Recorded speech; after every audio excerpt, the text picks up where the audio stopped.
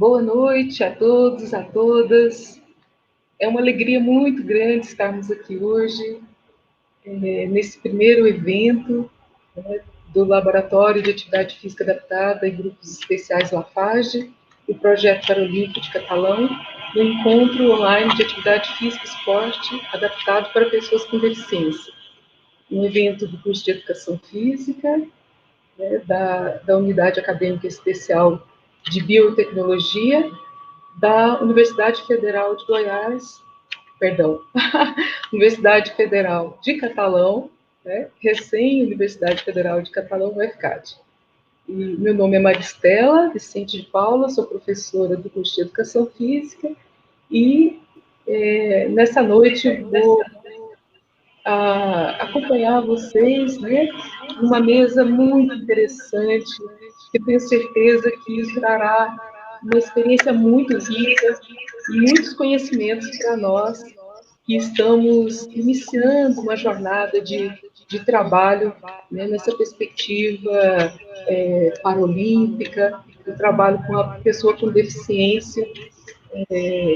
Então, pessoal, nessa noite nós vamos receber, né, inicialmente o professor Sileno Santos, né, em seguida nós vamos receber o professor Pablo Silva Pires e, por fim, nós vamos conversar com a professora Denise Silva Neves.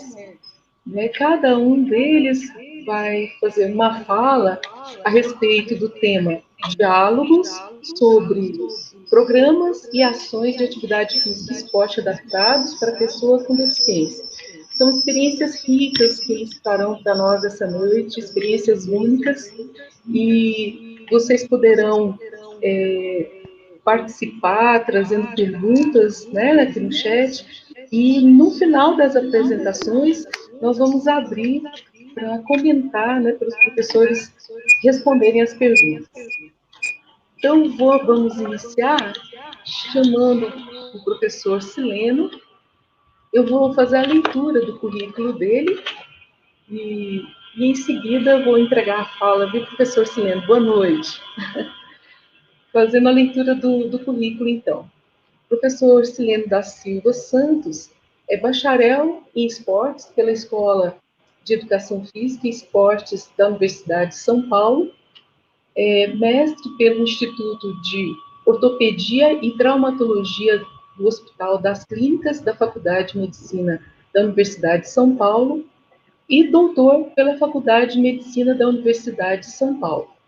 Foi bolsista do Departamento de Estado americano no Programa de Educação Inclusiva da Universidade do Alabama, Lakeshore Foundation. Depois você ajuda aqui, professor do inglês. Brigham, do Alabama. Implementado pela AUCD, Association Center on Disability. Ajuda aí, professor. Fica tranquilo. Em parceria com a University for Massachusetts, Boston. Pesquisador do Laboratório de Estudos do Movimento do OIT HCFM USP. Tem experiência na área de Educação Física Adaptada e Esporte Paralímpico, basquetebol, treinamento técnico e tático, classificação funcional, avaliação postural e atividade motora adaptada, atividade física e esportiva aplicada ao processo de reabilitação de pessoas com deficiência e atividade física e esportivas para crianças, jovens e adultos, pessoas com deficiência.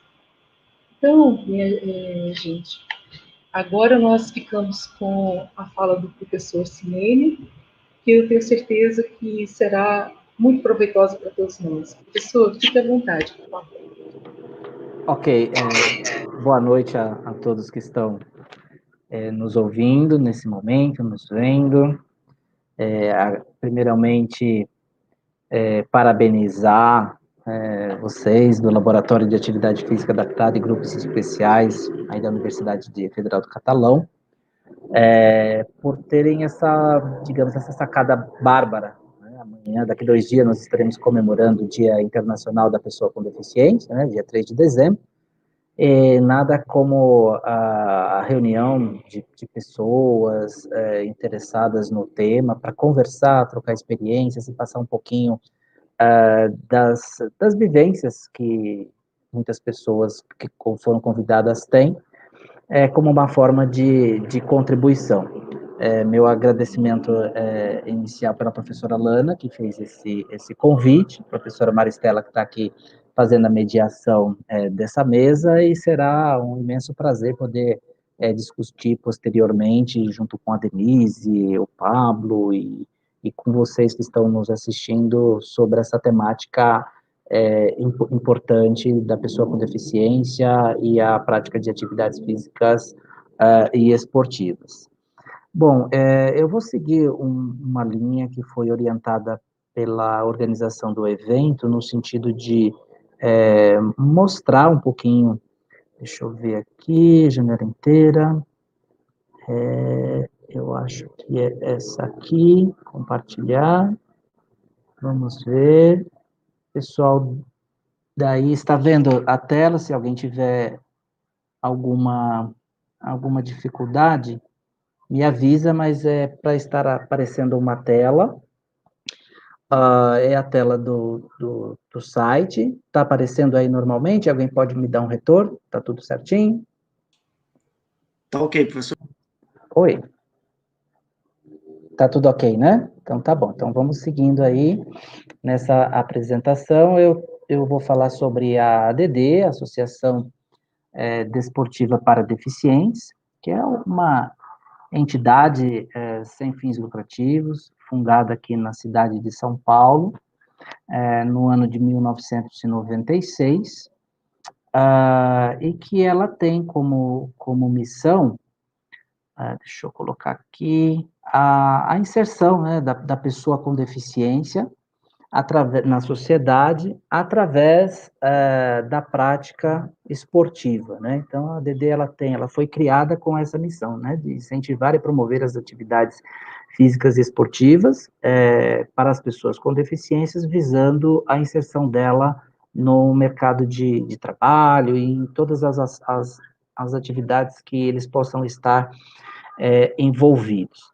E é óbvio que hoje a ADD ela tem essa visão, essa missão bem estruturada, ela tem os seus programas bem desenvolvidos, mas a gente resgata o histórico e o motivo pelo qual a associação foi criada em 96, pelo professor de educação física Steven Dubner e pela administradora Eliane Miada, na qual eles tinham o envolvimento na modalidade basquetebol em cadeira de rodas. Era um grupo que se reunia aos finais de semana para uma prática de lazer espontâneo, e que a partir do momento em que essa atividade começou a se tornar um pouquinho mais, digamos assim, frequente, um pouquinho mais acorpada, esses próprios participantes sentiram a necessidade de estarem envolvidos em competições como forma de motivação.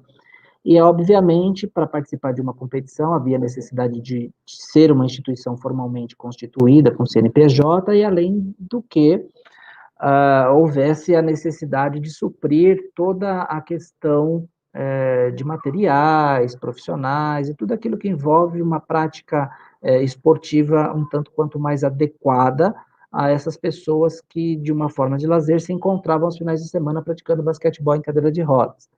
Essa equipe chamava Magic Hands, e a ADD, no caso, a Associação Desportiva para Deficiências, ela foi criada para suprir as necessidades operacionais, financeiras, administrativas dessa equipe de basquetebol em cadeira de rodas, e para que ela pudesse seguir aí no seu desenvolvimento.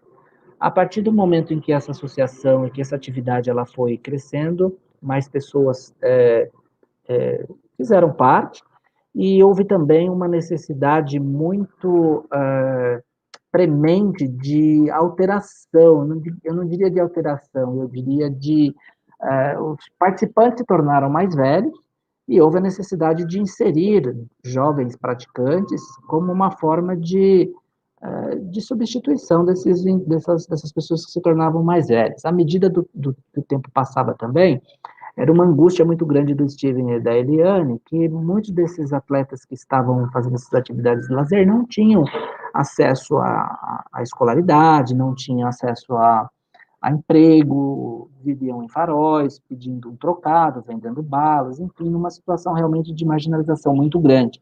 E eles focaram, acharam, e por bem a iluminação a eles, de focar um trabalho muito importante da iniciação esportiva com crianças, para que essas crianças pudessem receber orientações para a construção de uma vida futura através da prática esportiva, e que eles e a família pudessem entender que a deficiência em si não é algo que os limitasse na sua capacidade de ser um cidadão. E foi então que eles lançaram a primeira equipe de basquetebol em cadeira de rodas infantil do Brasil, isso no ano de 2001. Eles fizeram uma parceria muito interessante com uma escola tradicional aqui de São Paulo, chamada Poeridomos, em que eles tinham a possibilidade de oferecer uma bolsa de estudo para 10 participantes, que tinham a possibilidade de estudar gratuitamente, e até da série que eles iniciavam até o ensino e a conclusão do ensino médio.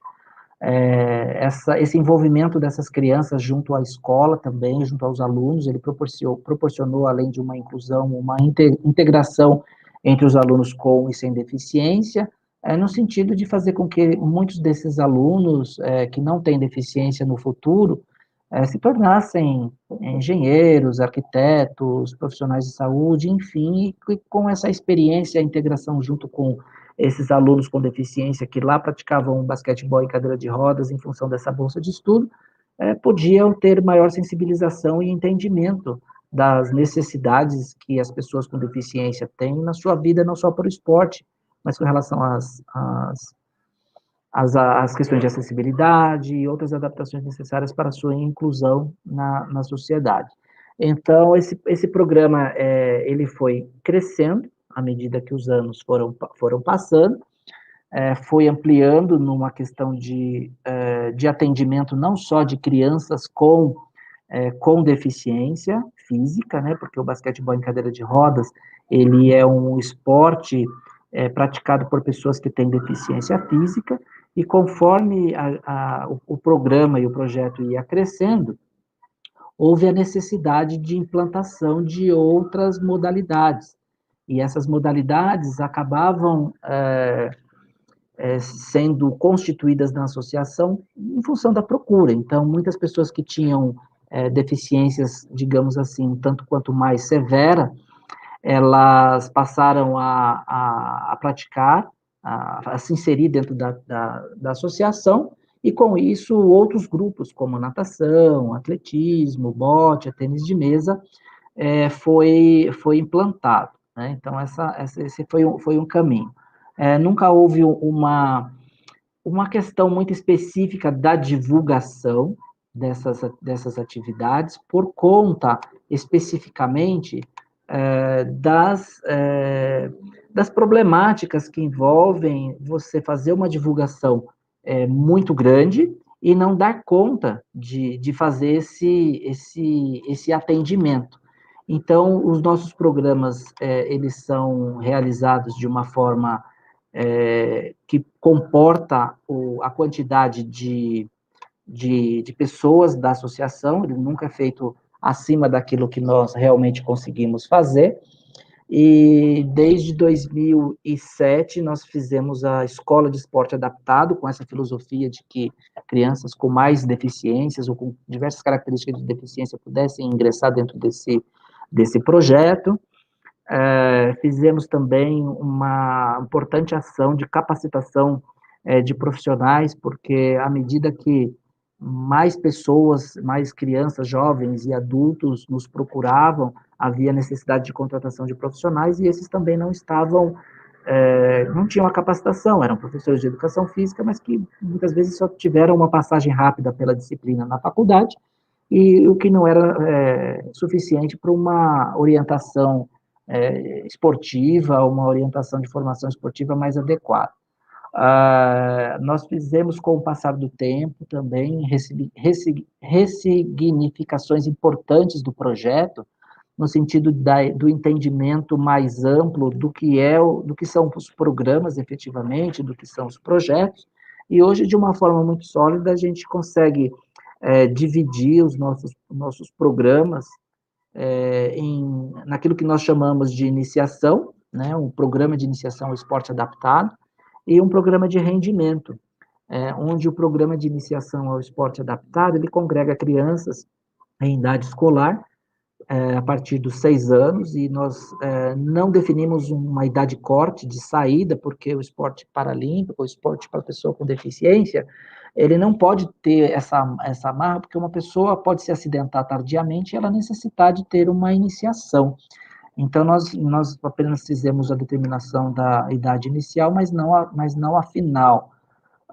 É lógico que dentro dessa perspectiva da iniciação ao esporte adaptado, a gente tem um entendimento de detectar, desenvolver alguns talentos, mas mais do que isso, promover ações de entendimento da capacidade que essas crianças têm, entendimento junto à sua família também, para construir um futuro mais promissor para essas crianças, que se não fosse através da nossa associação e das atividades, elas não estariam envolvidas em diversas atividades que nós proporcionamos, como visitas em teatros, museus. Nós fazemos uma ação muito interessante, que é a apropriação dos espaços públicos, para que as pessoas saibam que os locais necessitam de adaptações, e que essas atividades elas vão promover também o lazer espontâneo das famílias e das pessoas que fazem parte do projeto. Aquelas crianças, aqueles participantes que têm um potencial esportivo, eles são direcionados a algumas modalidades esportivas. O basquetebol em cadeira de rodas, pelo histórico que eu contei com vocês, é a modalidade carro-chefe, na qual nós direcionamos os maiores talentos que são desenvolvidos na escola de esporte. Temos um grupo de apoio também ao atletismo paralímpico, e com o passar do tempo, essas crianças, jovens, elas foram adquirindo uma maturidade em função da diversidade de atividades que nós oferecemos, e a partir dos 13, 14 anos, mais ou menos, a gente faz um direcionamento mais específico em modalidades como a bocha paralímpica, o tênis de mesa, atletismo, a natação. Nós vamos iniciar um projeto, se Deus quiser, no início de 2021, ampliando a quantidade de atividades a serem oferecidas a esses interessados, né? Então, assim, foi um momento de construção bastante grande, que proporcionou o crescimento da associação como um todo, e nós entendemos que essa prática esportiva em si, ela realmente é transformadora. É óbvio que a gente entende que hoje, em função da quantidade de informações que nós temos, deixa eu ver, eu tenho mais um slidezinho para passar aqui, eu vou tentar compartilhar com vocês, para ver, tá aqui, o meu slidezinho vai ficar bonitinho, para a gente poder seguir aqui, já deve estar na tela para vocês. No sentido de fato, de que a gente realiza, através da associação, uma atividade que deveria ser feita pelo poder público, mas que, na verdade, se não fosse a ADD e outras associações espalhadas pelo Brasil inteiro, esse trabalho não iria ser realizado. Eu fiz aqui um pequeno resumo para tentar contextualizar a finalização do que eu tinha para expor para vocês. Falei um pouquinho do histórico, falei um pouquinho dos programas e essas atividades. Eu acho que vocês podem fazer perguntas no final também, vai ser um prazer poder respondê-las para vocês. Acho que as dificuldades maiores que nós tínhamos era quando fazíamos as seleções dos participantes. Muitas vezes vem crianças ou vem participantes que realmente fica muito complicado a inserção, uma vez que nós definimos como um ponto de entrada alguns limites de independência, tanto independência de locomoção, quanto independência de comunicação. E à medida que o projeto foi amadurecendo, nós também entendemos que aquelas crianças, aqueles interessados que não tinham esse nível de independência, para realizar as atividades em grupo, nós deveríamos fazer as atividades individualizadas. Então, graças a algumas questões que envolvem os apoios financeiros, hoje a gente consegue dar um atendimento mais específico àquelas crianças que, por exemplo, têm uma deficiência intelectual como o autismo e que têm essas dificuldades de socialização. Então, só foram dificuldades que nós enfrentamos e que, graças a Deus, conseguimos ultrapassar na questão desse conhecimento, digamos, mais técnico, né? Acho que um ponto importante do trabalho dos programas e as ações que desenvolvemos é a capacitação técnica dos profissionais, como eu falei, muitos deles se formam como profissionais de educação física e esporte, mas não têm essa condição de trabalho efetivo. Fazemos isso com estagiários também, e é muito importante, porque quando você recebe estagiários de faculdades, eles vão ser os seus profissionais futuros, então isso acaba ajudando a gente bastante, é uma via de mão dupla. A questão da profissionalização da gestão foi muito importante, e também a questão que envolve os voluntários, né, como uma dualidade na questão da profissionalização de você ter pessoas que buscam recursos, por exemplo, para suprir as necessidades das atividades, e o próprio trabalho voluntário, que sem ele não seria possível muitas das atividades que hoje nós realizamos, né.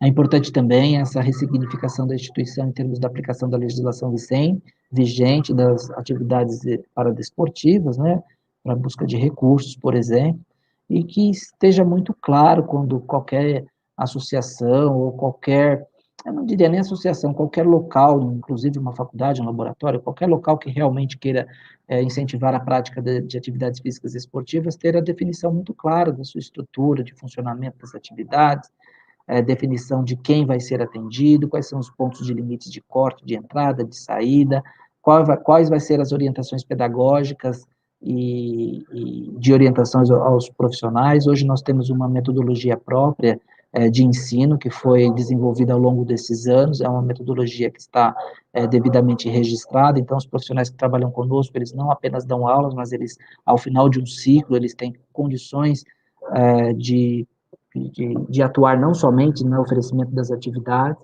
nos registros, nós trabalhamos com dinheiro público, então você dá o retorno do dinheiro que você utilizou é muito importante. Para isso teríamos que ter os instrumentos apropriados para isso. E eu acho que a questão de retorno mais importante é, como eu falei para vocês, muitos dos atletas que participaram das atividades da ADD, seja elas, aliás, todas as atividades esportivas, transformaram a vida dessas pessoas, né? Alguns deles fizeram cursos, com auxílio da própria ADD, nós temos atletas que fizeram curso de culinária, são chefes de cozinha, nós incentivamos que eles fizessem a capacitação profissional e são absorvidos no mercado de trabalho, incentivamos que os atletas também participassem de grupos de dança e pudessem fazer diversas apresentações. O trabalho voluntariado, como eu falei, é um trabalho extremamente importante, sem o qual nós não poderíamos desenvolver muitas atividades.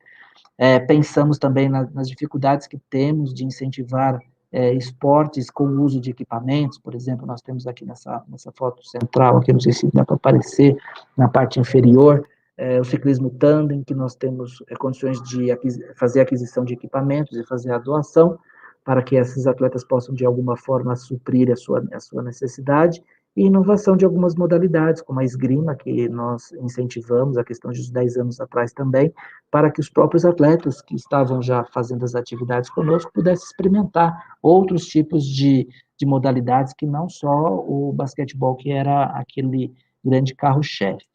Aqui está o meu e-mail institucional, esporte@dd.org.br.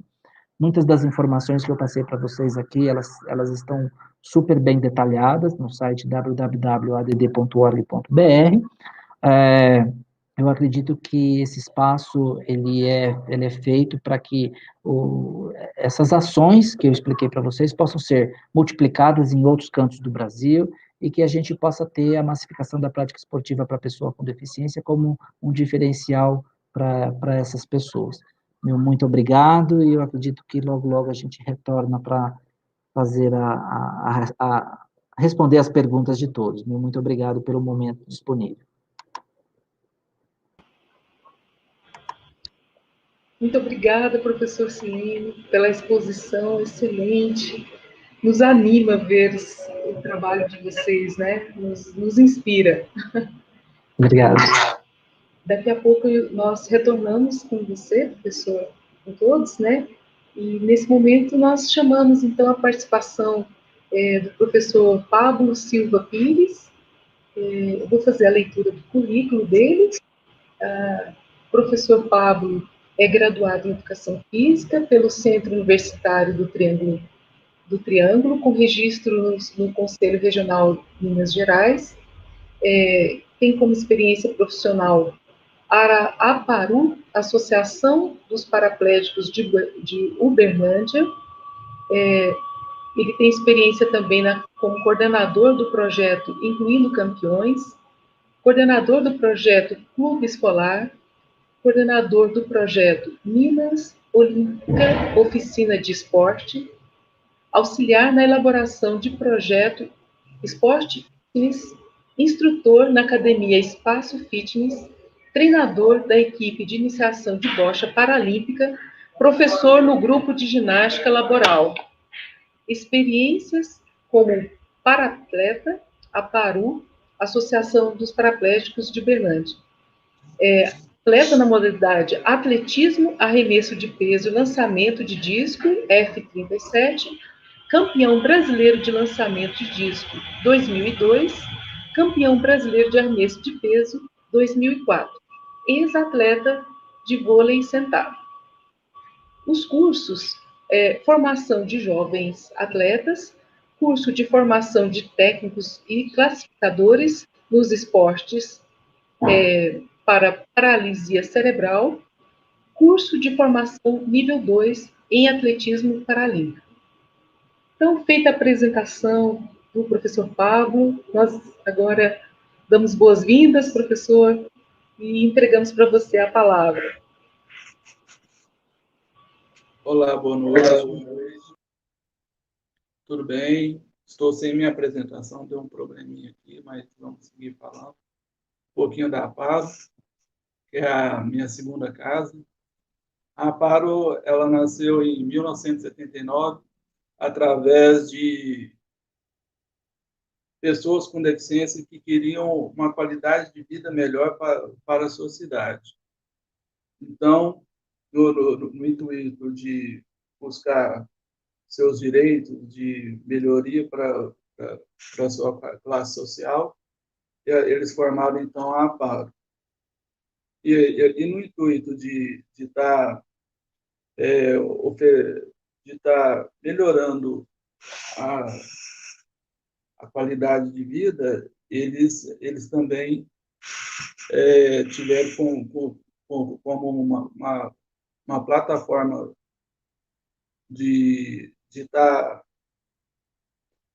levando o paradesporto para dentro da associação, pois desde então eles sempre viram o paradesporto como uma forma de estar levando uma qualidade melhor de vida para a pessoa com deficiência. Então, o paradesporto chegou assim na Aparo, em 1980, por volta de 1980,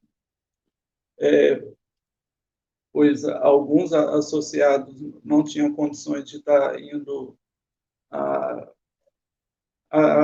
ter uma qualidade de vida boa, né? Acesso à saúde, tudo. Então, eles viram que o paradesporto poderia estar melhorando, poderia estar fazendo parte do cotidiano da associação e estar ajudando os associados. Nesse intuito, a primeira competição da APARO foi em 1982, o Campeonato Brasileiro de Cadeira de Rodas, e 84 foi a sua primeira competição internacional. E assim, como o nosso colega disse, então, os atletas tiveram houve-se a necessidade de estar melhorando, de estar se melhorando o esporte dentro da associação. E assim foram se formando as diversas modalidades que hoje tem na Aparo. Com isso, a Aparo hoje tem uma das melhores equipes de paradesporto do país, sendo diversas vezes campeã internacional, campeã brasileira em diversas modalidades, e ela também atua em alguns projetos,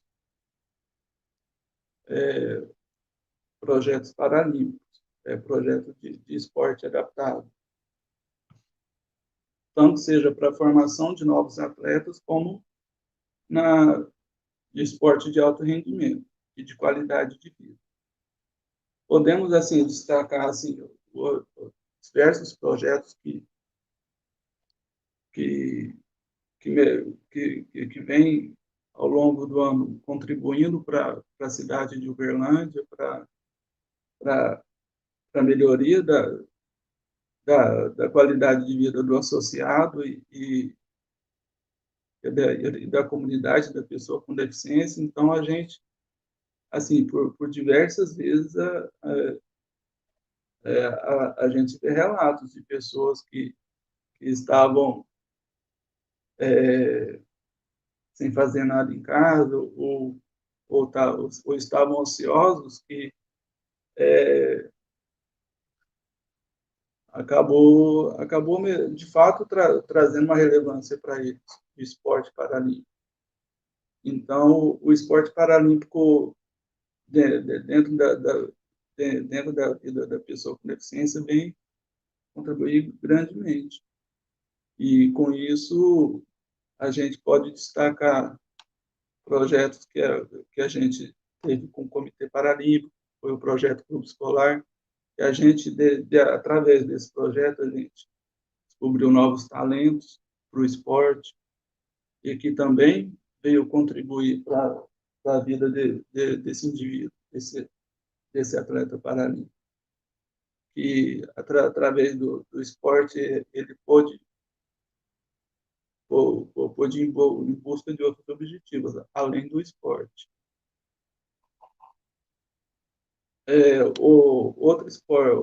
Outro projeto de grande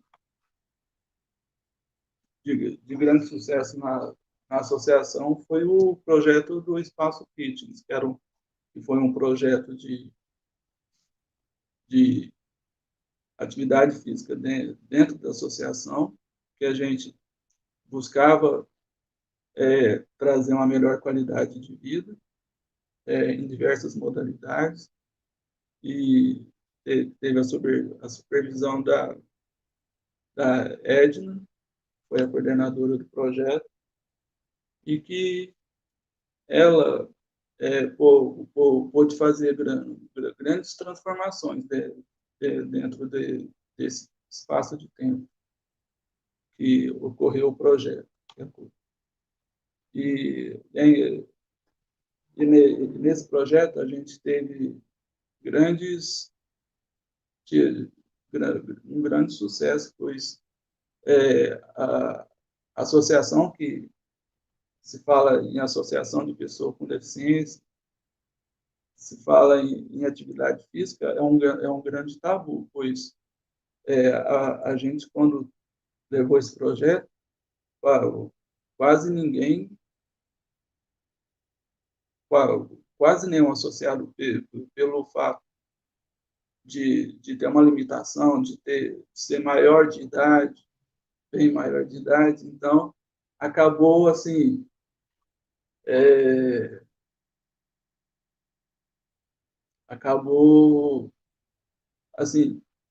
demorando um pouco a pessoa tomar consciência, mas a gente acabou fazendo ações que poderia levar que levou ao sucesso da academia. Foi projetos dentro do projeto, onde a gente fez palestras, fez atividades que pudessem estar motivando o associado a estar buscando uma qualidade de vida melhor.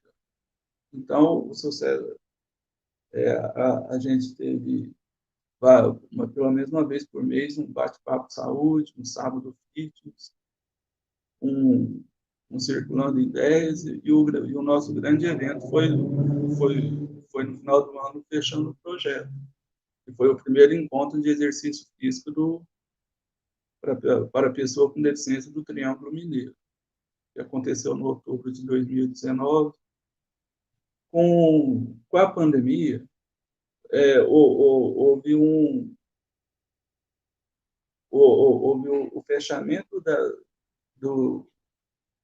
dos estabelecimentos, academias não poderiam abrir, e isso acabou prejudicando um pouco o projeto, pois a academia hoje está fechada para a gente preservar a vida do nosso associado, para ele não correr risco, dele não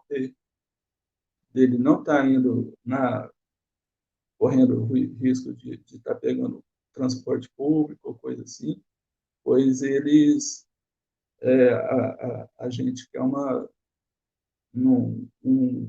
volta tranquila, então sem que possa afetar o associado. Outro projeto também que eu posso destacar na associação é o Incluindo Campeões. O Incluindo Campeões é um projeto de esporte de alto rendimento, onde visava a elaboração a melhoria na qualidade do treino dos nossos atletas, pois desde muito tempo a gente queria que nossos atletas tivessem uma qualidade melhor, tivessem uma equipe multidisciplinar que atendesse aos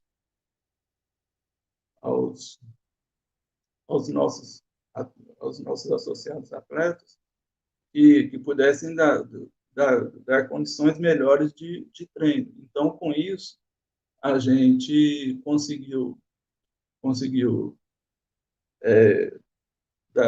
melhorar a qualidade de treino deles, pois tinha uma equipe de um psicólogo, dois treinadores, um preparador físico. Então, com isso, a gente conseguiu a melhoria dos treinos dos nossos atletas. E com isso, a gente teve muitos bons resultados no final de 2019 para início desse ano. E também com a equipe multidisciplinar, a gente pôde também estar trabalhando com os atletas, trabalhando com os atletas, dando um suporte psicológico, um treinamento que pudesse estar não suprindo totalmente o treinamento do atleta em si, naquele momento, pois há vários contratempos. Muitos têm dificuldade de acesso à internet, outros têm dificuldade de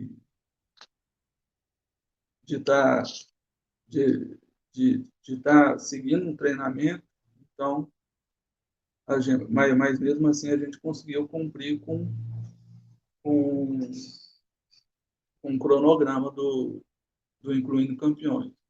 A associação, ela, durante a sua história, ela no esporte, ela se destaca por a gente ter vários atletas que têm bons resultados e que levam o nome da associação para cada canto do país. E com isso, a gente também pode destacar outros programas dentro da associação que leva qualidade melhor de vida. A gente já fez tem o projeto de capacitação escolar, já teve um programa de capacitação escolar, também tem o banco de emprego que é oferecido aos associados, não só aos atletas, mas aos associados. Então, o atleta também, em nossa instituição também é visto como pessoas que querem se estar evoluindo. Então, a gente acaba preservando isso no atleta também. Não só a qualidade de vida dele dentro do esporte, mas também fora do esporte.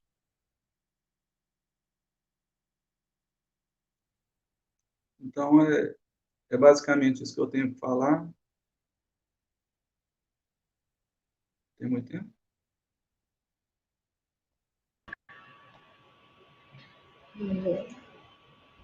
Nós queremos agradecer a fala do Pablo, sua exposição, essa experiência também bem perto de nós, né?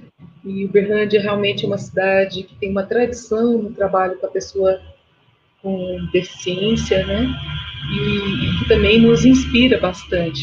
Então, agradecemos, Pablo, sua exposição e daqui a pouco, né, após a fala da professora Denise, nós abrimos então para as questões, tá?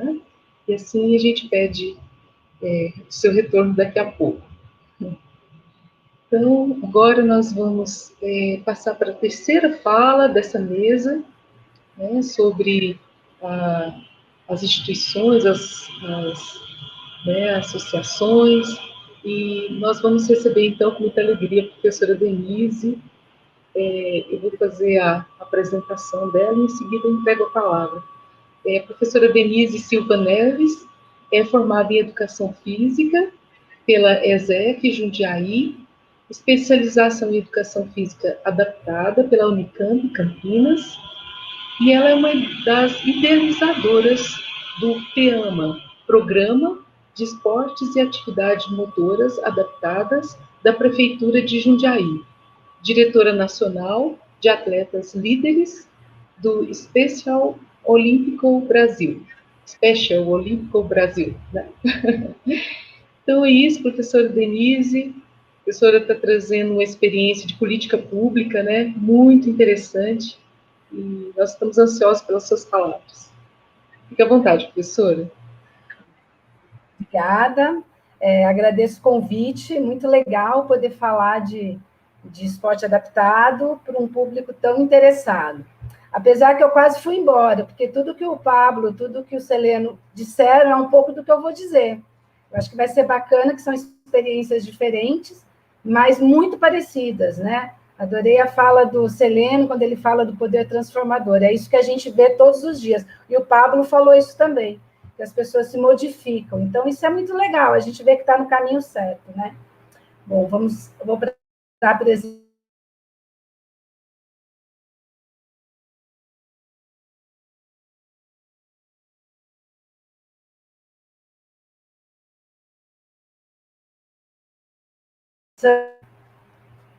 Bom, vamos lá, então.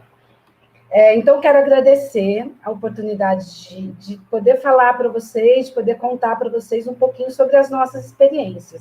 E dizer que a universidade ela é muito importante nessa formação. O PEAMA nasceu na Unicamp, nós fazíamos especialização, e foi quando começamos a ter algumas ideias, e disso surgiu o PEAMA. Então, e hoje, quando eu leio um pouco do que a gente escreveu há 25 anos atrás, eu falo, nossa, como que eu pensei nisso?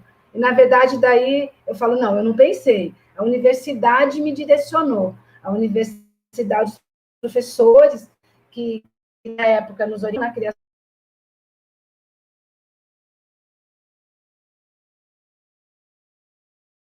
e que estavam nos direcionando. Então, muita gratidão pela universidade, muita gratidão por vocês poderem realmente nos permitir esse espaço. Eu queria começar dizendo, eu procurei muito para entender o que nos motivou, né? O que nos motiva. E aí eu achei esse texto que eu achei muito interessante. Essa antropóloga disse que o primeiro sinal de civilização que ela tem notícia é um fêmur quebrado. O que significa um fêmur quebrado? Significa que a aldeia, que as pessoas os nômades, as pessoas que andavam, eles pararam quando uma pessoa precisou. Eles pararam para cuidar das pessoas. Então, é isso de você cuidar de alguém que está debilitado, no caso do fêmur quebrado, é um sinal de civilização. Então, é esse tipo de sinal que nos motiva e que nos leva a continuar, né? Que nos leva a querer ir mais. Uma outra coisa também que eu gosto de dizer, por que a gente criou um programa como esse, é que, na verdade, o lugar da pessoa com deficiência, como o Pablo disse, como o Celeno disse, é onde ela quiser estar, onde ela se sentir bem em estar. Então, o importante é que ela tenha esse espaço. E cabe a nós, enquanto profissionais da área de educação física, cabe a nós, enquanto prefeitura, no meu caso, e organização, no caso de vocês, oportunizar isso, permitir que as pessoas tenham um lugar para estar. Então, isso nos motivou. E aí, eu queria convidar vocês a pensar um pouquinho o porquê, né? Por que a gente precisa falar tanto disso? Por que a gente precisa, toda hora, reforçar o que está acontecendo? Por que a gente precisa? Porque a gente precisa mudar uma chavinha na nossa cabeça.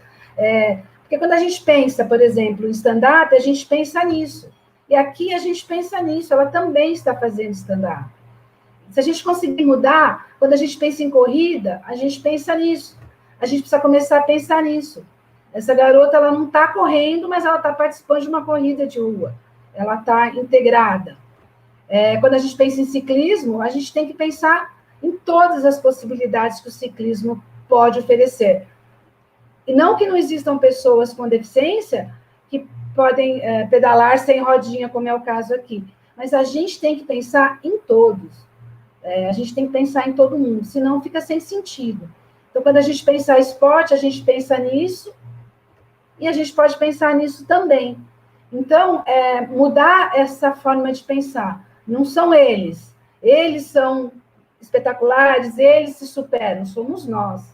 Nós, a hora que a gente entender que é nós, fica mais fácil planejar. E foi nisso que a gente pensou quando a gente teve a ideia. Então, o PEAMA é um programa de esportes da Prefeitura do município de Jundiaí. Nós não somos apoiados, nós não somos parceiros, nós somos um programa de esporte. Então, toda a prefeitura, normalmente, tem uma secretaria de esportes, uma coordenadoria de esportes. Então, nós fazemos parte desse organograma dentro da prefeitura. Claro, não foi sempre assim, quer dizer, sempre foi assim, mas a gente não tinha esse espaço. Quando implantamos, lá em 96, outra coincidência com a DD, né, Celeno? Quando implantamos, era pequenininha, era uma coisa assim, começamos com algumas aulas, mas sempre foi da prefeitura. E foi assim que a gente cresceu, foi assim que a gente conseguiu conquistar o nosso espaço. Então, eu vou contar aqui um pouquinho para vocês como a gente faz, quais são os nossos princípios. Então, por exemplo, hoje, como eu disse, são 25 anos. Então, 24, né? Vai fazer 25 ano que vem. Então, passamos por vários momentos. Esse quadro que eu vou mostrar para vocês é como a gente acontece hoje. Então, hoje são 16 modalidades.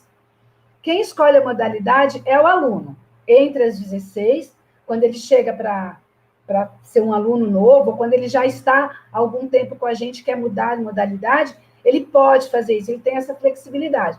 Tendo vaga, tendo possibilidades. Então, por exemplo, não é comum ter meninos na GR, mas teve um menino que quis. Então, a gente permite essa possibilidade. Porque o que a gente está buscando não é uma competição, a gente está buscando repertório motor, promover atividades. Se esse menino quiser um dia praticar a GR como uma competição, ele vai ter que procurar, a gente vai ter que procurar esse espaço, mas ele pode vivenciar a atividade.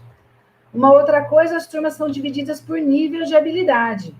O que significa isso para a gente? Então, por exemplo, eu gosto de andar de bicicleta. Eu tenho uma pessoa que trabalha comigo que também gosta de andar de bicicleta, só que ele anda muito bem de bicicleta. Eu ando um pouquinho. Então, se eu andar com ele, é muito chato. Ou eu vou ter que me esforçar muito, ou ele vai ter que andar bem devagar. Então, o que a gente prefere? O que a gente faz? A gente junta por nível de habilidade. Então, as turmas não são montadas pela deficiência, é pelo nível de habilidade. Então, eu tenho grupos de ciclismo, por exemplo, que tem autistas, deficiente físico, deficiente visual, todos juntos, porque todos têm o mesmo nível de habilidade. Todos vão andar de bicicleta no mesmo ritmo, e isso em todas as modalidades. No tênis, assim, na dança, na capoeira, em todas as modalidades, a gente tenta ter esse nível de habilidade, para que todos consigam realmente evoluir na medida do seu possível. Para quem? A gente trabalha com todas as deficiências, então, física, visual, intelectual, TEA, doenças mentais, deficiências múltiplas. Atualmente, temos 360 alunos. Por esses 25 anos, já passaram mais de 1.500 pessoas. E, além de Jundiaí, a gente atende as cidades do entorno, que não têm projetos de esporte, por mais que a gente tente que eles tenham, que seria muito legal que eles tivessem, não tem. Então, as pessoas preferem vir até aqui, e a gente sempre incentiva que criem nas suas prefeituras essas possibilidades. Para quem que a gente faz? Também outra coincidência com a DD, né, Selena? Então, a gente tem uma idade mínima para começar, e não tem umidade máxima. Eu coloquei esse exemplo aqui, porque essa aula é de verdade. Você chegar lá no Parque da Cidade de Jundiaí, você vai ver o seu João, que tem 76 anos, e o Enzo, que tem 6 anos. Eles fazem aula de ciclismo junto, porque eles têm o mesmo nível de habilidade. Eles estão na rodinha. Então, isso a gente chama de uma forma de inclusão também, né? Essa possibilidade dessa troca, dessa mistura. O seu João, por exemplo, nunca tinha convivido com ninguém com síndrome de Down. Então, é além do esporte, né? As cidades que eu falei para vocês que nós atendemos no entorno de Jundiaí, aqui a equipe, sem dúvida, ninguém faz nada sozinho, né? Então, a gente tem uma equipe, todos somos professores de educação física. A gente não tem, como não é uma instituição, a gente não tem profissionais de outras áreas. Então, a gente só oferece esporte e a gente só tem profissionais de educação física. A gente usa o esporte como uma ferramenta de inclusão. O nosso mote é o esporte, é o que a gente trabalha é o esporte. E a gente entende que a inclusão é uma consequência decorrente dessas atividades. Onde fazemos? Então, atualmente, as atividades são desenvolvidas no Bolão e no Parque da Cidade. São em pontos diferentes da cidade, e onde a gente consegue juntar, por conta de equipamento, disponibilidade, a maioria das nossas atividades. O que a gente espera? Para que a gente faz tudo isso? Porque a gente espera democratizar o acesso ao esporte, que todas as pessoas possam realmente chegar e fazer o que elas desejam, o que elas entendem que é possível. Então, uma das nossas esperanças é essa. Outra coisa que a gente busca é levar esse aluno a se descobrir. Então, eu tenho um aluno que começou na natação e que virou competidor de atletismo. Eu tenho um aluno que começou na dança e a gente fala que virou, né? Mas, na verdade, foi roubado. Os professores ficam todos doidos, né? Um rapaz que carrega o outro na cadeira de roda, como nessa foto, o professor de atletismo já roubou ele para ele, né? E aí a lei da oferta e da procura. Quem pede mais, leva. E isso é gostoso. Porque a gente, como eu disse, o nosso foco não é a competição, o nosso foco não é formar atletas, é uma consequência. Então, essa busca é bem legal. A gente espera também, com uma atividade física sistematizada e regular, melhorar na qualidade de vida das pessoas, como o esporte promove. E uma outra coisa que a gente gosta muito é de possibilitar as vivências para os estudantes. Então, essas fotos aqui, a gente tem, aqui, na primeira foto, são todos os estudantes de educação física que vão fazer a cronometragem, conhecer, ficar com as equipes, entregar a medalha, porque mais do que aprender sobre atletismo, nesse momento, eles aprendem sobre a pessoa com deficiência. Nas outras fotos, vocês podem ver que são todas pessoas com deficiência, falando, explicando para estudantes. Aqui é uma competição que a gente faz, que eu vou falar um pouquinho depois, se der tempo, onde a equipe é formada por uma pessoa com deficiência que nada, pedala e corre, e 3 estudantes de educação física. Cada uma delas fez uma parte. Essa aqui nadou, essa aqui andou de bicicleta, e essa daqui correu com a Janaína. Então, é muito interessante também. É aquela vivência prática, né? A prática pela prática mesmo. E o que a gente espera também é despertar esse senso de pertencimento, porque é muito comum a gente ouvir a história das pessoas com deficiência, que adquirem principalmente a deficiência, elas perdem os grupos. Então, os primos crescem, o deficiente intelectual, o deficiente físico reclama muito que os amigos acabam se afastando, e esse senso de pertencer a um grupo é uma necessidade do ser humano, e a gente procura atender essa necessidade também. Eu vou falar um pouquinho, rapidamente, eu peço desculpa para o Anderson, que é o meu intérprete de Libras aí, eu estou falando rápido, né, Anderson? Você está tendo que correr aí com as suas mãos, me perdoe, mas é a vontade de passar tudo para vocês. Então, essas são as modalidades que nós temos atualmente. Eu não vou falar delas, porque senão cada uma levaria muito tempo. Mas essas atividades que são as que a gente tem atualmente, a náutica, as caminhadas, o ciclismo. Aqui vocês veem na foto de baixo vários tipos de bicicleta, as handbikes, as bicicletas com rodinha. Aqui de cima é uma bicicleta de equilíbrio, a primeira bicicleta depois da rodinha.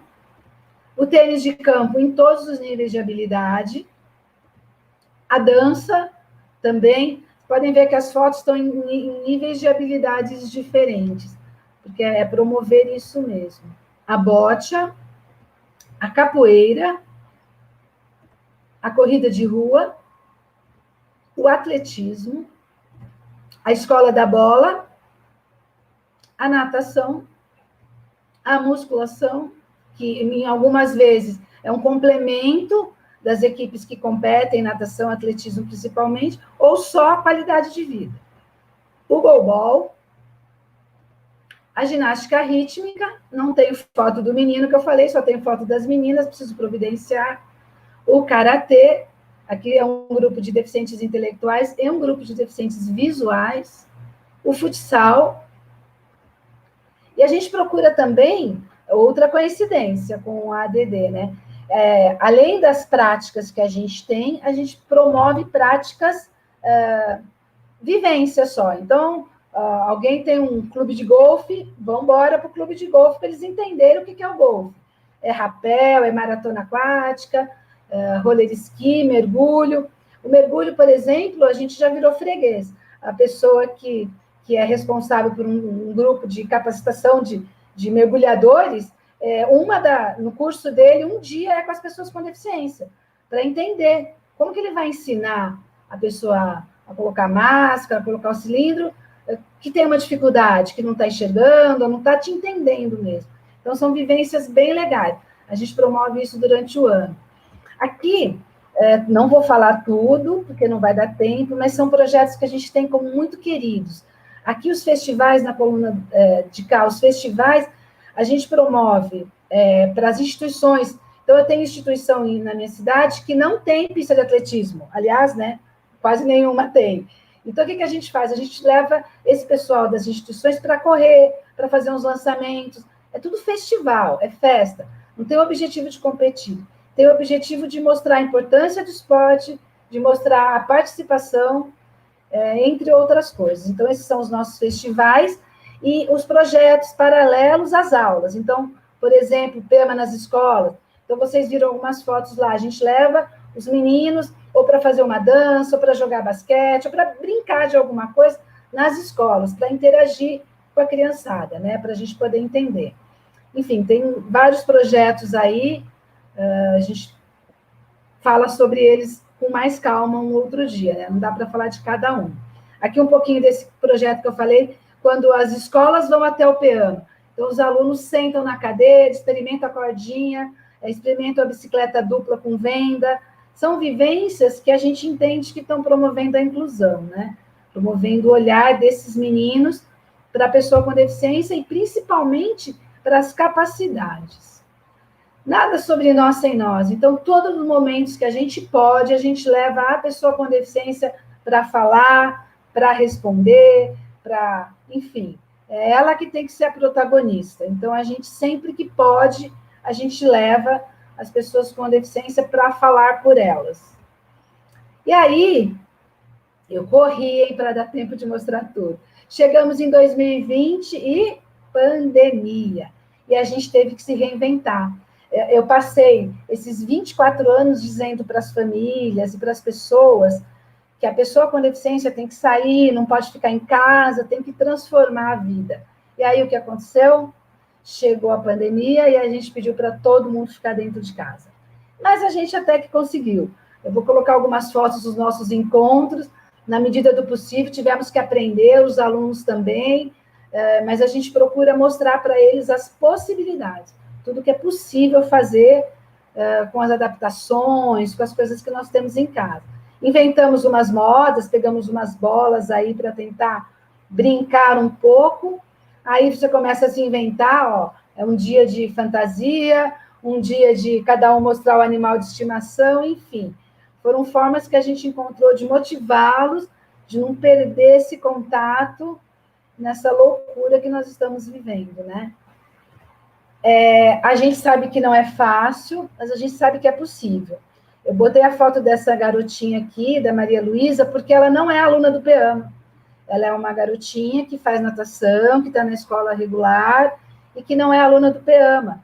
E por que eu coloquei? Para mostrar exatamente que existe essa possibilidade. Então, o PEAMA é um projeto bacana, que a gente acredita, que a gente... Enfim, mas não pode ser só isso. Se a gente acredita... Se eu acredito naquela minha fala lá do começo, de que é preciso incluir, que o lugar da pessoa com deficiência é onde ela quiser, que é preciso dizer nós, não eles, eu tinha que terminar aqui mostrando para vocês que a gente faz todo o possível para que as pessoas realmente sejam incluídas em todos os grupos. Então, por exemplo, uma preocupação com a capacitação dos profissionais que a gente tem também, eu sempre costumo dizer assim, quando um aluno chega, um amputado, ele chega para a minha aula de natação, eu não vou ensinar um amputado a nadar, eu vou ensinar natação.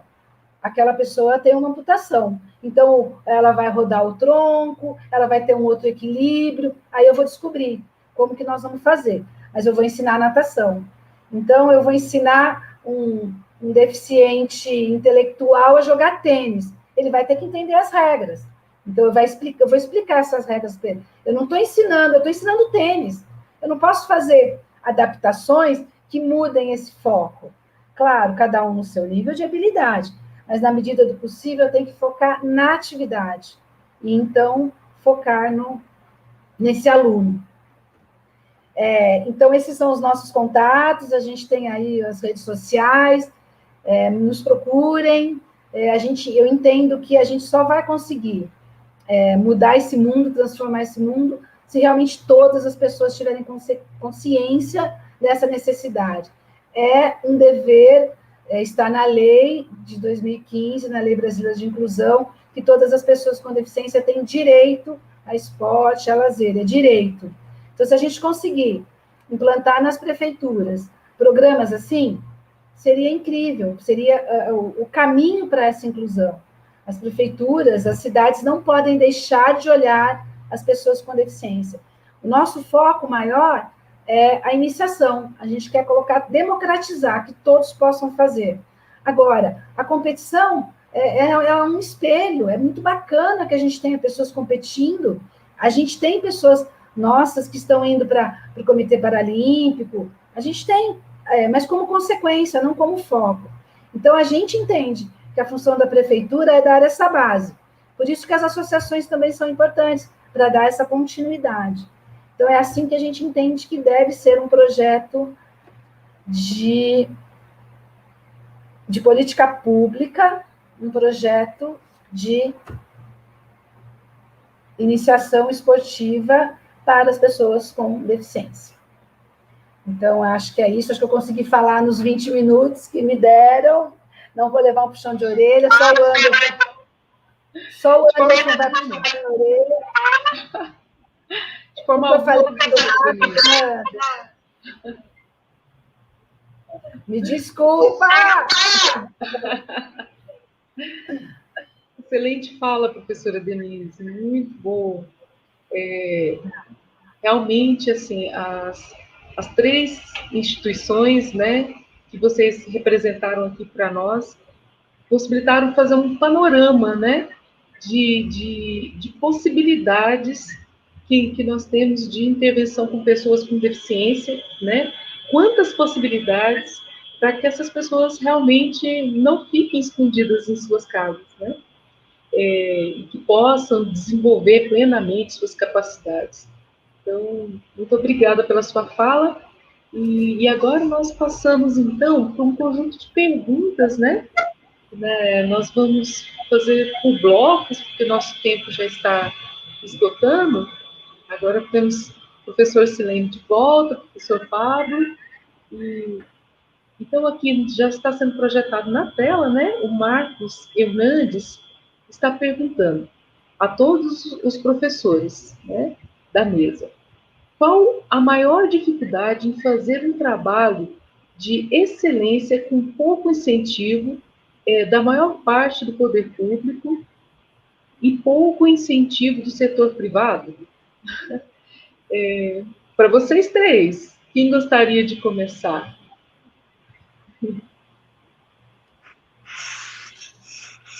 O projeto tem, assim, tem que... Deixa eu falar primeiro. Estão me ouvindo? Sim, pode falar, Pablo, por favor. Então, um projeto para se começar com pouco incentivo e pouco recurso, você tem que começar através, assim, você tem que ter a ideia e colocar ela em prática, porque quanto mais você consegue colocar pessoas nesse projeto, mais visibilidade você tem. E nisso daí você pode conseguir chamar a atenção do poder público ou de alguma coisa assim. Então, o importante é você começar a sua ideia, o projeto.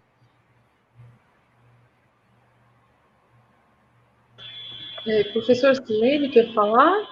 Eu estou pensando aqui na resposta, porque, assim, são coisas extremamente antagônicas, né? Vamos lá. Excelência com pouco recurso. Não bate. E a dificuldade que eu vejo é a limitação do que você pode fazer.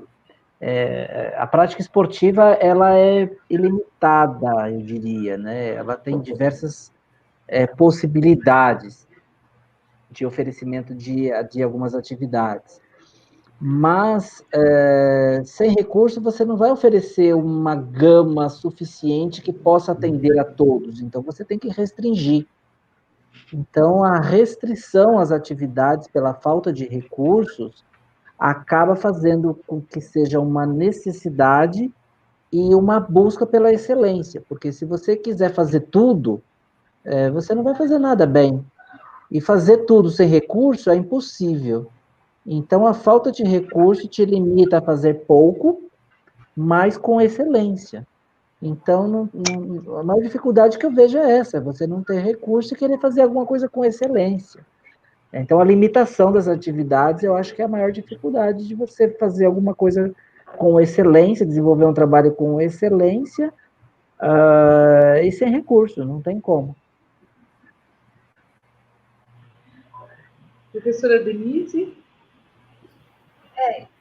Eu penso que é isso que eles disseram mesmo, e assim, se a gente conseguisse dividir, os recursos são escassos, então se a gente conseguisse dividir, então que seja a iniciação feita por iniciativas públicas, e a competição, uma coisa mais específica pela iniciativa privada, talvez fosse uma solução, talvez.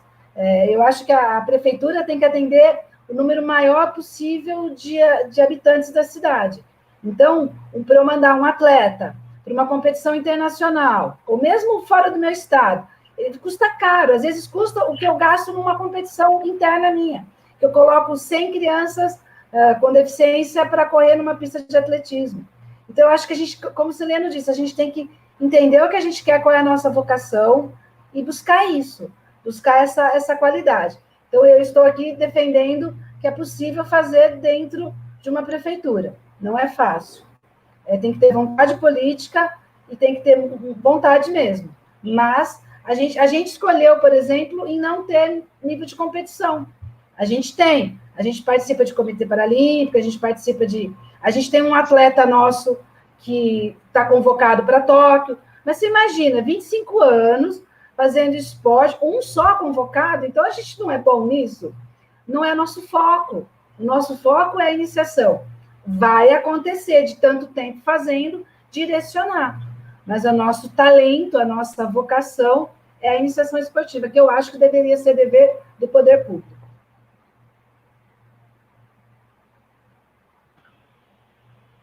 É muito importante, né, professora Denise, porque o trabalho das OSCs, elas são fundamentais, né, das associações, elas prestam um serviço muito importante, mas quando o poder público assume a responsabilidade pelo atendimento, né, por aquele serviço, é uma outra relação que se estabelece, né?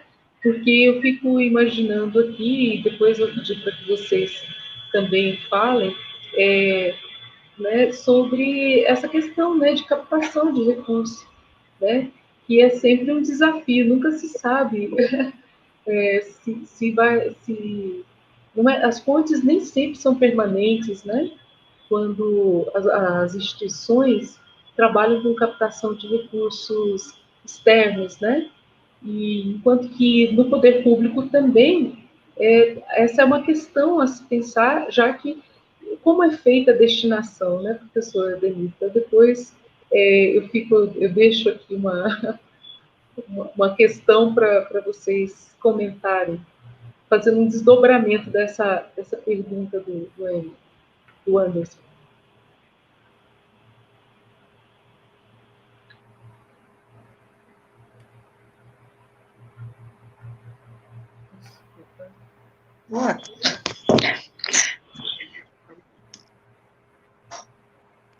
Eu vou fazer a outra questão, e aí depois, nessa resposta, aí vocês complementem para nós, por favor. A Amanda Rezende está perguntando aos professores: vocês realizaram pesquisas acerca dos projetos desenvolvidos? Qual a percepção dos atletas deficientes físicos a respeito do esporte adaptado como fator de inclusão social?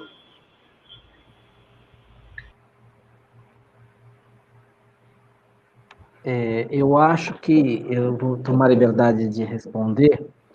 Eu vou tentar dizer o que seria a pesquisa, seria algo relacionado à satisfação, ou a mudança que a prática esportiva proporciona na pessoa. Então, assim, a gente tem que fazer uma divisão nesse sentido, quando a gente trabalha com a iniciação, que essa percepção, ela muitas vezes, aliás, ela é direcionada aos pais, né? Porque, assim, uma criança, 12, 15, sei lá, 8 anos, ela não tem a percepção de que o esporte é um elemento transformador. Então, você tem que acabar fazendo essa pesquisa junto ao seu público, exatamente para que você possa direcionar o seu trabalho e ter uma avaliação específica. Então, é óbvio que os pais entendem que a prática da atividade física esportiva, ela proporciona a inclusão dessas pessoas em diversas atividades sociais que as atividades proporcionam.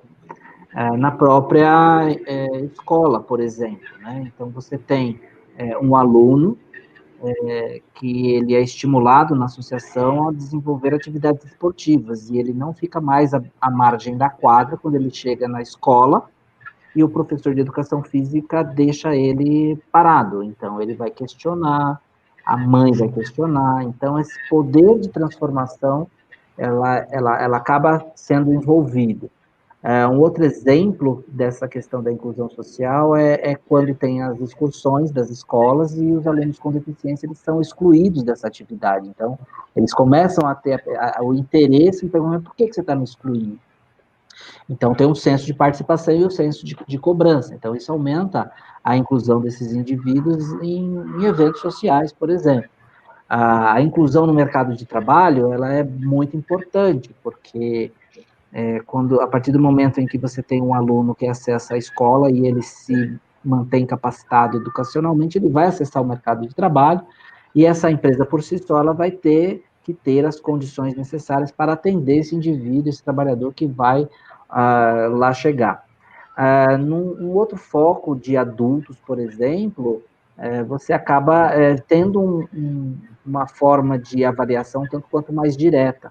Eu acredito que a prática esportiva para essas pessoas que se tornaram deficientes tardiamente, por exemplo, é um principal aspecto que faz com que esses indivíduos saiam de casa. Então, antes, eles não tinham motivos para sair das suas casas, eles estavam ali com a liberação médica do processo de reabilitação, ele teve a sua reabilitação para as atividades da vida diária, mas ele não tinha condição de sair de casa, mesmo com as dificuldades que se tem. E o esporte passou a ser esse elemento motivador para que ele saísse de casa, enfrentasse as dificuldades e transformasse a realidade social na qual ele vive, brigando por um transporte público mais acessível, por calçadas com acessibilidade, por profissionais que precisam ser capacitados para o atendimento dele nas suas necessidades específicas. Então, eu acredito que a prática esportiva, ela acaba trabalhando nesse contexto geral, proporcionando toda essa, digamos, essa conscientização para que o indivíduo tenha esse senso de pertencimento, como bem mencionou a Denise, e ele possa se identificar no mundo. Essa aqui é a minha realidade, mas a minha realidade me proporciona alcançar tais e tais situações. Então, acredito que a pergunta não está direcionada a uma pesquisa científica especificamente, mas a pesquisa no sentido da transformação que a prática esportiva proporciona à pessoa com deficiência.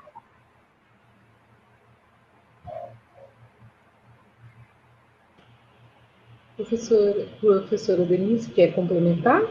Eu achei que o Celeno foi perfeito mesmo na sua colocação, porque se eu entendi a pergunta, o que a pessoa com deficiência pensa disso? Eu acho que a resposta, por exemplo, no meu caso, eu tenho uma lista de espera enorme de pessoas que querem praticar esporte. O Celeno também disse, o Pablo também, nos projetos deles, eles acabam, a gente não divulga, a demanda é espontânea. A gente não tem propaganda, porque a gente não dá conta, porque as pessoas se descobrem. Então, eu acho que essa é a resposta que precisa ser, que a gente precisa ter. Esse é o termômetro. As pessoas estão procurando, estão querendo, estão se... Eu perco alunos, eu coloquei num slide lá que eu tenho um número de alunos, mas já passaram tantos. Por que eu perdi esses alunos se eu estou vendendo uma coisa tão legal? Porque eles voltaram a viver, muitos casaram, estão trabalhando, estão estudando, não dá mais para fazer esporte. Quando a gente perde para isso, a gente perdeu para a vida. A gente perdeu para a vida normal. Porque uma pessoa aí que está estudando, trabalhando, tem pouquíssimo tempo para fazer atividade física. Que legal, que bom, né? Então, eu acho que cada um tem uma história, mas eu acho que a resposta para a sua pergunta é esse termômetro, essa procura em aderir a esses projetos. Estão me ouvindo? Sim, Pablo, por favor. Pode falar. Complementar só um pouquinho. É tudo isso mesmo que vocês estão falando. O esporte adaptado é algo tão... Pode ser algo tão transformador na vida da pessoa que do adulto é diferente do da criança, porque o da criança, inúmeros projetos que a gente já fez e propôs crianças, é um pouco mais complicado, é um pouco mais difícil. A criança tá naquela fase de aprendizagem, tudo, e aí tem a questão dos pais de ter que levar ao local de treinamento. É uma dificuldade que a gente tem aqui na nossa cidade. Dos pais, por exemplo, de estarem levando durante a semana no treinamento. Tanto é que um dos professores se disponibilizou a ter horários aos sábados, para a gente fazer o sábado escolar, que é só para crianças. Então, isso daí a gente viu, coloca lá modalidades, mas nem tanto é para ensinar técnico, coisa assim, é para ter uma vivência mesmo na modalidade que possa satisfazer pelo menos a necessidade da criança, porque muitas das vezes, né, na escola, o professor de educação física mesmo não vai estar lá para estar ensinando uma atividade para ele. E para adulto é totalmente diferente. A gente via isso no projeto da academia.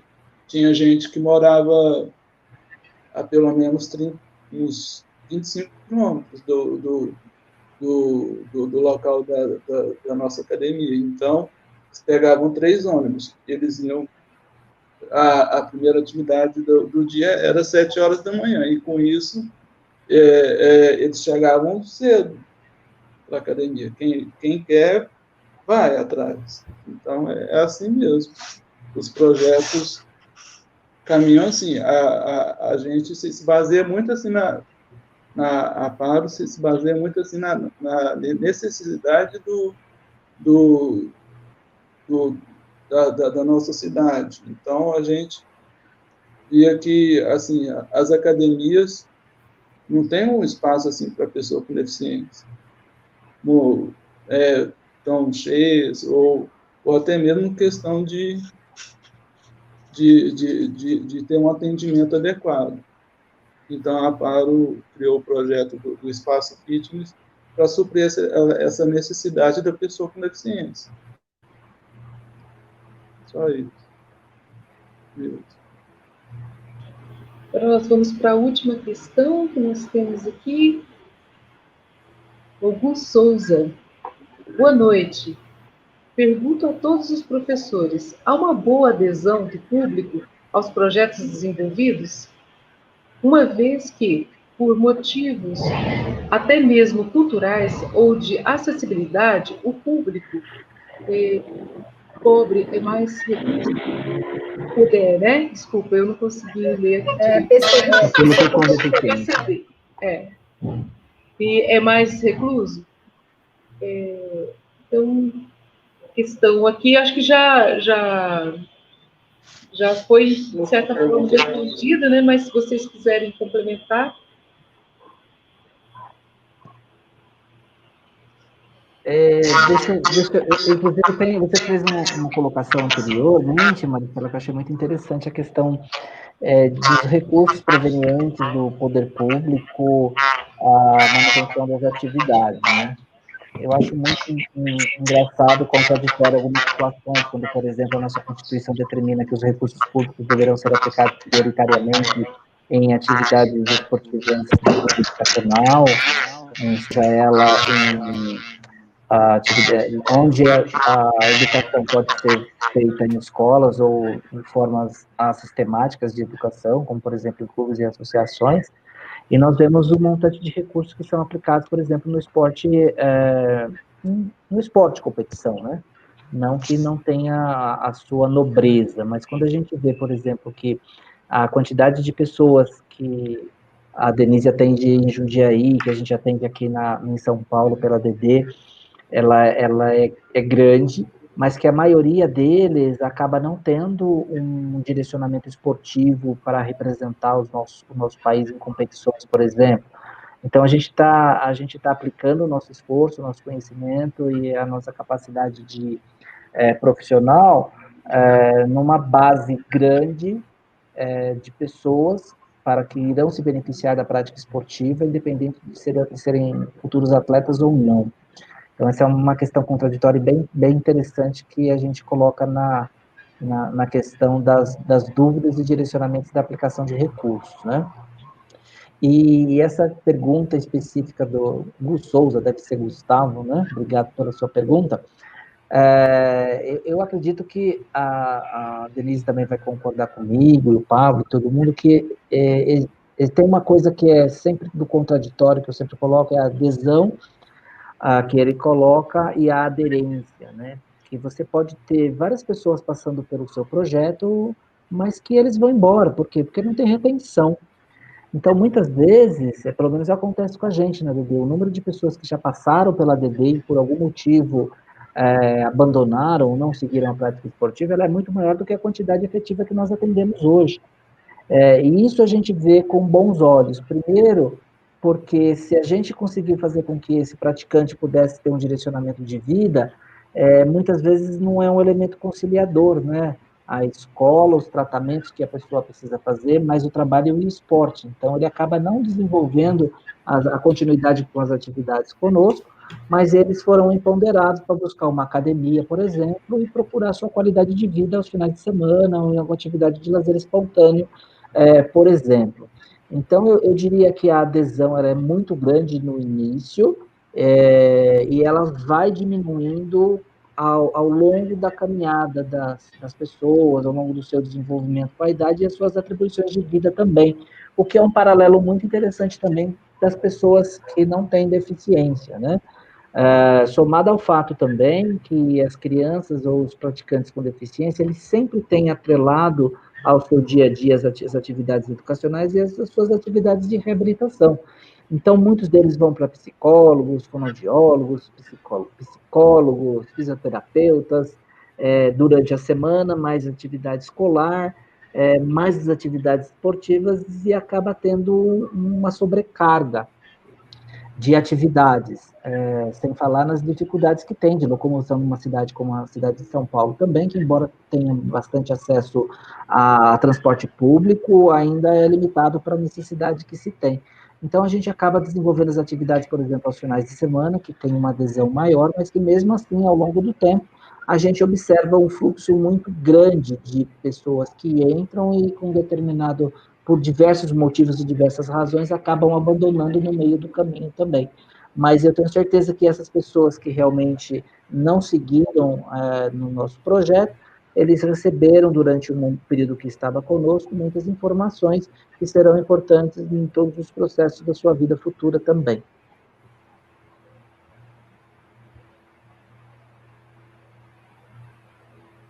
Pablo? Professor Pablo? Oi. Você quer comentar essa questão? Eu acho que, assim, é igual o professor falou também. Aqui, o projeto continua, mas assim, cheio, assim, no início cheio e com o tempo vai se esvaziando mesmo. Até então, porque as pessoas acabam criando outros vínculos, outras atividades. Então, é normal isso do projeto. Mas também a pessoa com deficiência, ela não quer ir para um lugar que só pareça com uma clínica, não quer ir para um lugar que pareça um hospital. Tem que colocar isso assim, assim em evidência também, porque muitas das vezes uma pessoa que vê um projeto assim fala assim, isso não vai dar certo, a pessoa com deficiência não vai dar. Não vai estar aqui junto, mas tem que estar fazendo o projeto, porque o deficiente físico, né, não só o deficiente físico, mas o deficiente como um todo, ele quer ter uma vida sociável, então ele não quer só ficar dentro de casa. Pablo, uma coisa que eu acho que complementa até a pergunta, as questões de transporte. Por exemplo, no PEAMA a gente tem uma regra, a gente não oferece transporte. Por quê? A gente entende que é importante, eu acho que até a pergunta que está ali quanto ao transporte, eu entendo que é importante, enquanto cidadão, a pessoa buscar esse direito, porque a gente não quer transformar, o esporte é a ferramenta da transformação. Isso. Então, a pessoa, eu não estou dizendo que é fácil, pelo amor de Deus, eu já perdi alunos que a mãe não consegue mais levar, que a mãe fica velhinha, tem que empurrar a cadeira, enfim. A gente sabe disso, a gente sente muito, mas a gente entende que a gente tem que transformar a cidade também, tem que começar em algum momento. Então, essa busca pelos direitos, acessibilidade, isso passa por isso também. Então, eu acho que uma coisa está muito ligada à outra. Então, a gente não oferece nenhum tipo de transporte. Jundiaí tem um transporte para pessoas com deficiência que leva para médico, para fisioterapia, mas não leva para o esporte. Rola umas brigas lá por causa disso, porque todo mundo quer, né? Mas eu falo, é um direito, mas é um direito que vocês têm que brigar na Secretaria de Esporte, não na Secretaria de Transporte, para a Prefeitura, não com a Secretaria de Esporte. O que o Seleno falou, eu tenho que fazer bem o que eu me proponho. Então, eu me proponho a oferecer um programa de esportes legal. Então, a cidade que lute, o deficiente que vai buscar esse direito de ter acesso a isso. Com certeza. Aqui em Uberlândia, a gente tem praticamente o mesmo problema. Para algumas modalidades até leva, mas para outras não. Então, mas só que o deficiente ele tem o ônibus. Então, muitas das vezes o motorista que não quer levar ele, mas ele fica lá esperando do mesmo jeito. Isso acontece aqui em Jundiaí também.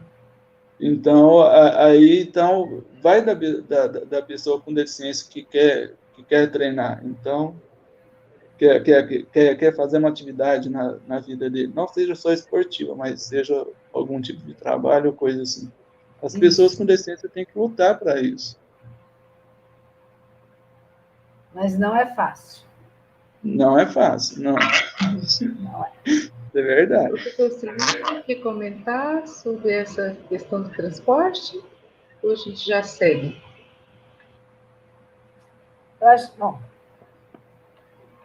Eu acho que foi bem respondido, né? O transporte é um fator importante para que os participantes cheguem às atividades, mas não pode ser um fator de desculpa quando esse transporte é oferecido de forma gratuita, mas que por algum motivo haja uma descontinuidade.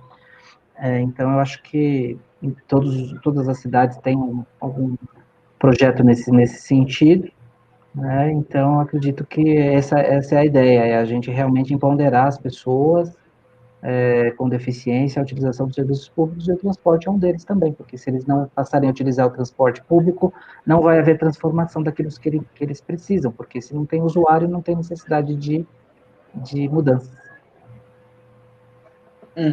Verdade. E agora acho que é a nossa última pergunta de verdade. Surgiram outras, só tinha 3, depois surgiram outras, e a coordenação achou interessante contemplar, né? Ana Soares, como vocês conseguem manter uma sequência e qualidade de trabalho, visto que acontece hoje, na maioria dos projetos e programas esportivos, um rodízio enorme de profissionais de educação física?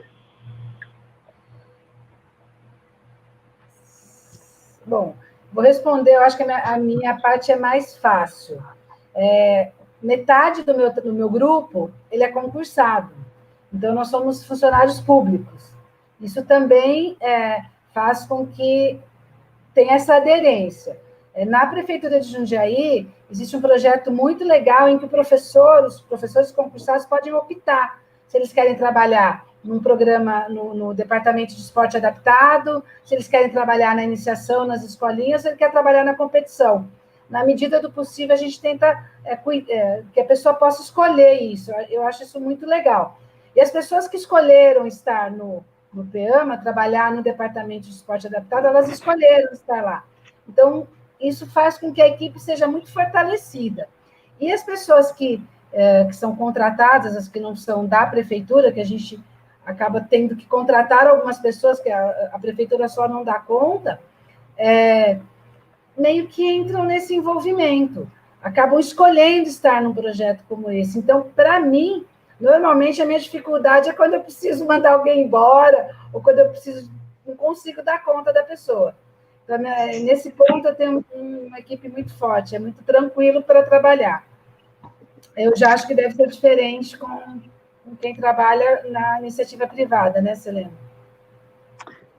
Porque, na verdade, o melhor dos mundos é o que você tem. Você tem uma equipe concursada, perene, que você pode capacitá-la, e esse trabalho ser contínuo, né? Em termos de avaliação, enfim. O que acontece com a gente na ADD é isso que a Ana acabou comentando. Então, eu acredito que se você tem um projeto bem estruturado, como eu coloquei na minha apresentação, em que você tem muito bem definido quais são os seus objetivos, quais são suas metas, você ter, no mínimo, um coordenador que faça o planejamento anual dessas atividades, e que ofereça a capacitação dos profissionais, você acaba garantindo a qualidade. É óbvio que um profissional recém-contratado, ele não vai ter nunca o desempenho comparado a um profissional que, por exemplo, já tem alguns anos de casa. Então, você precisa dar esse tempo também para que esse profissional recém-contratado ele se desenvolva e adquira a experiência necessária. Por outro lado, eu acredito que essa rotatividade de profissionais em função dos projetos, ela é ruim para o profissional, obviamente, mas se você pensar bem, ele é um fator importantíssimo na multiplicação do conhecimento. Porque imagina a situação da Denise, que tem uns profissionais lá que trabalham com elas no programa, alguns devem ser dedicação integral, outros metade, enfim. Mas eu tenho um profissional que trabalhou conosco durante, sei lá, 2 anos, 3 anos, e por conta dessa rotatividade ele saiu com a bagagem de informações, com a bagagem de capacitação pelo trabalho adquirido, exercido na ADD, e ele foi trabalhar numa escola, foi trabalhar numa universidade, foi trabalhar num outro centro esportivo, e ele vai aplicar tudo aquilo que ele obteve de conhecimento e experiência na ADD em outros locais. Então, esse é o lado bom também de você conseguir ter os profissionais capacitados e replicar uma metodologia que foi criada na ADD em outros locais. Então, tem que ter esse jogo de cintura, de fato, de ter um projeto bem estruturado, sabendo das limitações, e que você tem que começar a capacitação sempre e a ressignificação, porque muitas vezes, se você trabalha com um grupo de professores que são sempre os mesmos e não trabalha a ressignificação do projeto, de atitude, de valores, de metas a serem adquiridas, também pode haver um certo, não digamos acomodação, mas é do ser humano normal. Então, você tem que manter sempre uma atividade de capacitação, independente dos professores serem, digamos, fixos ou serem mais rotativos. Essa é o que muitas vezes acontece também na ADD. Selena, e uma outra coisa importante, por exemplo, esse momento aqui, esse momento que a universidade ofereceu. Então, hoje, quando eu me formei, eu não vou falar quanto tempo faz, vocês vão descobrir quantos anos eu tenho, mentira. Mas, assim, na minha formação, eu não tive educação física adaptada. Na minha formação, eu tive uma formação... Hoje, na faculdade que eu fiz, tem, mas não teve. Eu tive que buscar isso. E hoje, as pessoas saem formadas. Os alunos da graduação saem informados. Ele pode até falar, não quero. Mas, se acontecer... Então, eu acho que a importância da universidade, nesse ponto, também é imensa. Em poder potencializar, instigar as pessoas a falar, este também é seu público. E aí, essa rotatividade foi muito bem colocado mesmo. Né? Ela se dilui. Essa pessoa leva com ela essa experiência. Muito legal.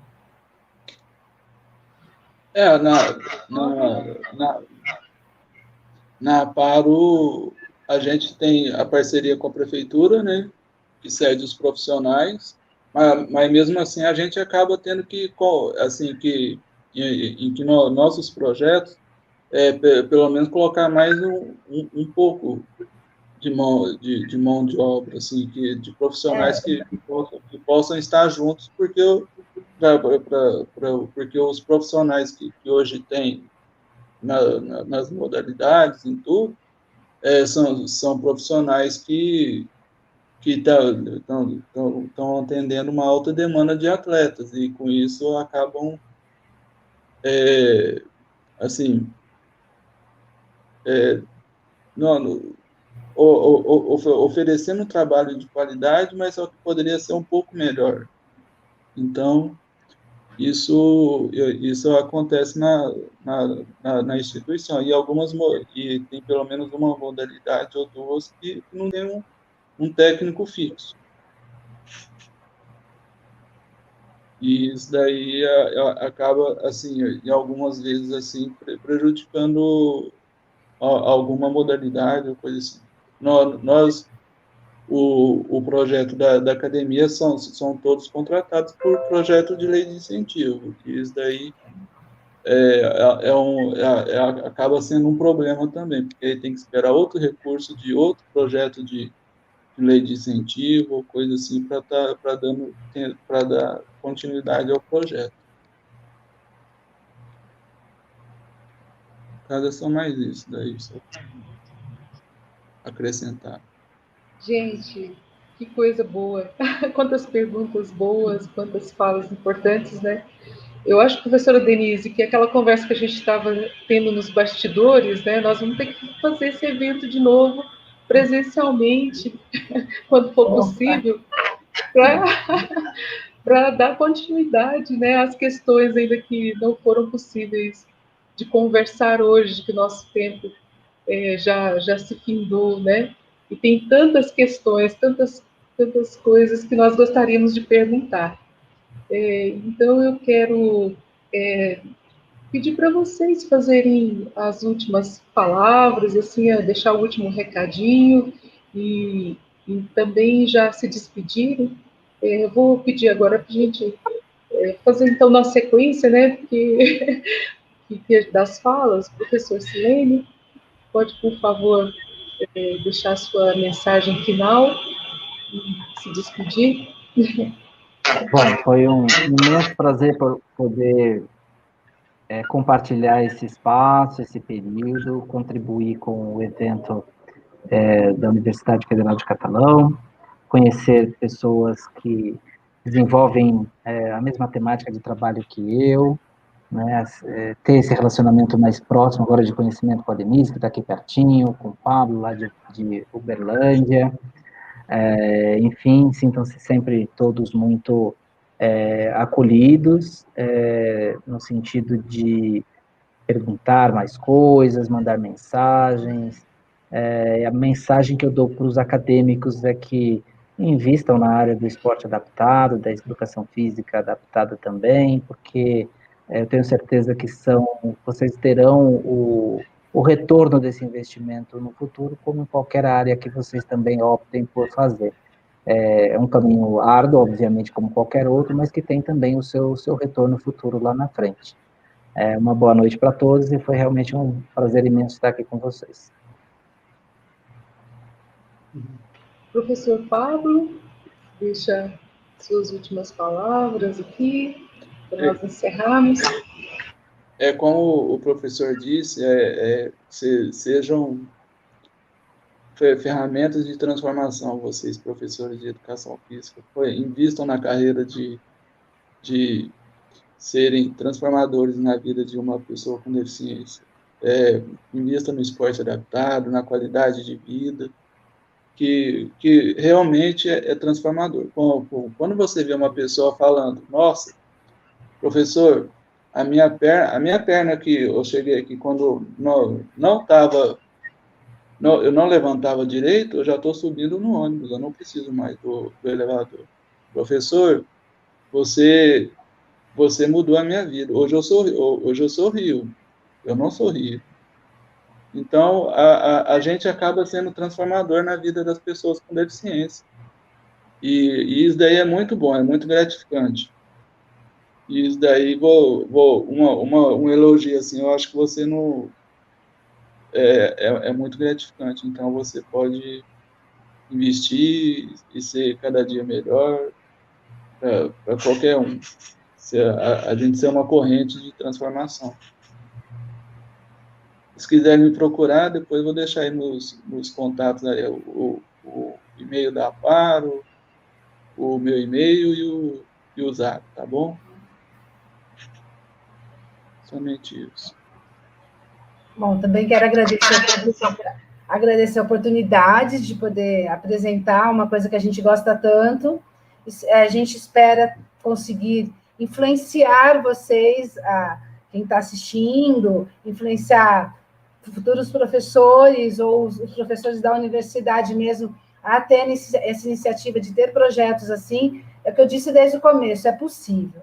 Então, vamos acreditar. As portas do PM estarão sempre abertas para quem quiser conhecer, vir fazer um estágio, vir entender como funciona, para a gente multiplicar essa ação, hoje, como você disse no começo, Maristela, eu sou uma das idealizadoras. Hoje, meu projeto de vida é multiplicar. Hoje eu gostaria muito que outras prefeituras fossem, como vocês fizeram, a gente meio que dá o caminho das pedras para que as pessoas busquem mesmo, porque é possível, é muito simples. Parece difícil, mas é muito simples. Então, é ter vontade mesmo. Então, eu quero agradecer a oportunidade e combinar já com o Selena, a gente passa lá em Uberlândia, pega o Pablo e vai para Catalão, é isso, né, Selena, que nós vamos fazer? Nós vamos fazer Exatamente. Com certeza. Fica registrado aí, viu? Nós estamos mais pertinho aqui, eu e o Pablo, a gente vai junto, eu e o Zeleiro pegamos o Pablo e vamos baixar tudo na sua casa aí, Maristela.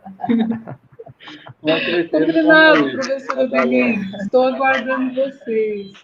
Esse é o caminho mesmo, São Paulo, Berlândia, chegou em Catalão. Beleza. Mas venham conhecer a gente. Vocês vêm aqui para Uberlândia também, gente. Ó. Com certeza, nós vamos passar por aí, não se preocupe. Passa aqui na Claro. Gente, uma noite muito agradável. Nós queremos agradecer imensamente a disposição de vocês, de gastar esse tempo conosco, né, de preparar e de estar aqui compartilhando essas experiências tão ricas. Nós realmente vamos sair renovados, fortalecidos para os desafios que nós temos, né, a percorrer para construir os projetos que a gente deseja para Catalão, né? E vocês são realmente uma inspiração para nós. Eu quero agradecer mais uma vez e agradecer também a equipe que está nos bastidores, né?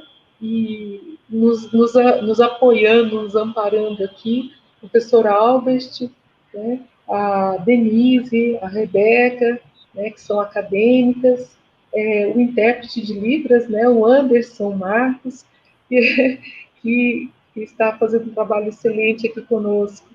E todos mais, né, a comissão organizadora, todos que vieram estar conosco essa noite, nós queremos agradecer imensamente e desejar que essa experiência tenha sido valorosa para todos.